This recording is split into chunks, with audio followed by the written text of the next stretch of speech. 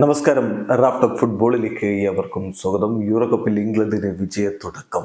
Yes, Jude Bellingham തന്നെയാണ് അവരെ വിജയത്തിലേക്ക് കൊണ്ടുപോയത്. പ്ലെയർ ഓഫ് ദി മാച്ച് പുരസ്കാരം അദ്ദേഹത്തിനാണ്. ഗോൾ സ്കോറർ അദ്ദേഹമാണ്. ഏകപക്ഷീയമായ ഒരു ഗോളിനാണ് ഇംഗ്ലണ്ട് സെർബിയയെ പരാജയപ്പെടുത്തിയത്.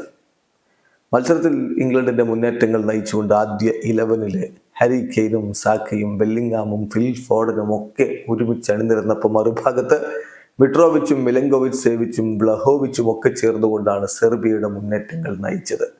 കളിയുടെ ആദ്യ പകുതിയിൽ തീർച്ചയായിട്ടും ഇംഗ്ലണ്ടിന് തന്നെയായിരുന്നു ആധിപത്യം. അതിന്റെ റിസൾട്ട് തന്നെയാണ് ആ ഒരു ഗോൾ എന്ന് പറയുന്നത്. 13-ാമത്തെ മിനിറ്റിൽ ജൂഡ് ബെല്ലിംഗാം ഇംഗ്ലണ്ടിനെ മുന്നിലെത്തിച്ചു.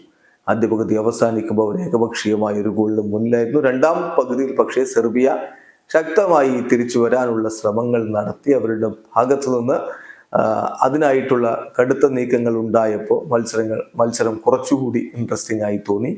എന്നാൽ കളിയുടെ 78-ാമത്തെ മിനിറ്റിൽ ഹാരി കെയ്ൻ്റെ ഒരു ഹെഡർ അത് വലയിലേക്ക് തോന്നിച്ചതാണ്. പക്ഷേ റൈക്കോവിച്ച് ആ ഒരു ഫിംഗർ ടിപ്പ് സേവ് നടത്തി ബാറിലടിച്ച് പന്ത് വലയിലേക്ക് കയറാതെ പോയി. കളി അവസാനിക്കുമ്പോൾ 1-0 ഇംഗ്ലണ്ട് വിജയിച്ചു കയറി. ഇപ്പോൾ ഗ്രൂപ്പ് സിയിൽ 3 പോയിന്റുമായിട്ട് ഇംഗ്ലണ്ട് 1-ാം സ്ഥാനത്താണ്. പക്ഷേ ഈ മത്സരത്തിൽ 2 ടീമും കൂടി ആകെ നേടിയിട്ടുള്ള ഷോട്ടുകളുടെ എണ്ണം നോക്കുക, അത് വളരെ വളരെ കുറവാണ്.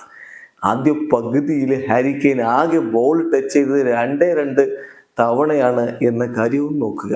എന്തായാലും മൊത്തം മത്സരത്തിൽ 11 ഷോട്ടുകൾ എന്ന് പറഞ്ഞാൽ സെർബിയ 6 ഷോട്ടുകളും ഇംഗ്ലണ്ട് 5 ഷോട്ടുകളുമാണ്.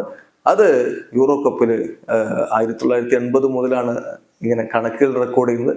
അവിടെ മുതലുള്ള കണക്കെടുത്താൽ ഏറ്റവും കുറഞ്ഞ ഷോട്ടുകളാണ് ഒരു കളിയിൽ ഇന്നലെ പിറന്നത് എന്നർത്ഥം. എന്തായാലും ഇംഗ്ലണ്ട് ഇതാ വിജയിച്ചു തുടങ്ങിയിരിക്കുന്നു. വീഡിയോ അവസാനിക്കുന്നു. ഫുട്ബോൾ ലോകത്തെ കൂടുതൽ വിശേഷങ്ങളുമായി റാഫ്റ്റോക്സ് വീണ്ടും എത്താം.